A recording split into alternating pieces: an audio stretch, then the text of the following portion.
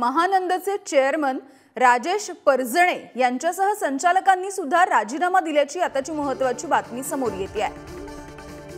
Mahanand NDDB कडे हस्तांतरित करण्याचा मार्ग आता यामुळे मोकळा झाल्याचं कळतंय।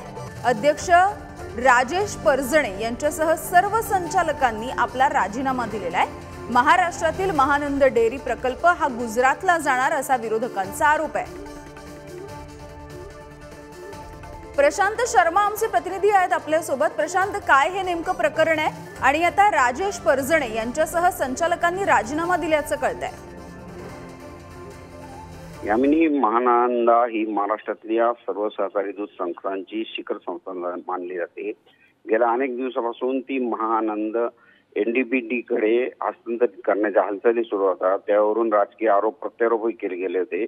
मात्र महानंदाला ऊर्जित अवस्था आणण्यासाठी ती एनडीबीडी कडे हस्तांतरित करण्याचा निर्णय सरकारने घेतला होता आणि त्यानुसार आता राजेश परजणेसह सगळ्या संचालक मंडळांनी जे त्यांचे राजीनामे दिले आहे, एनडीबीडीला ऊर्जित तिकडे गेल्यानंतर त्या संस्थेला चालवण्याची परवानगी मिळालेली आहे आणि त्यानंतर ऊर्जित अवस्थेसाठी हा निर्णय घेण्यात आल्याचं राजेश परजणे आणि दुग्ध विकास मंत्री राधाकृष्ण विखे यांनी स्पष्ट केलं आहे। बरं प्रशांत, विरोधकांचा नेमका आरोप काय होता? महानंद ची ही जी एकूणच गोष्ट आहे ती आता गुजरातला नेण्याविषयी जो घाट घातला जातो, या सगळ्याविषयी विरोधक नेमका काय आरोप करत होते?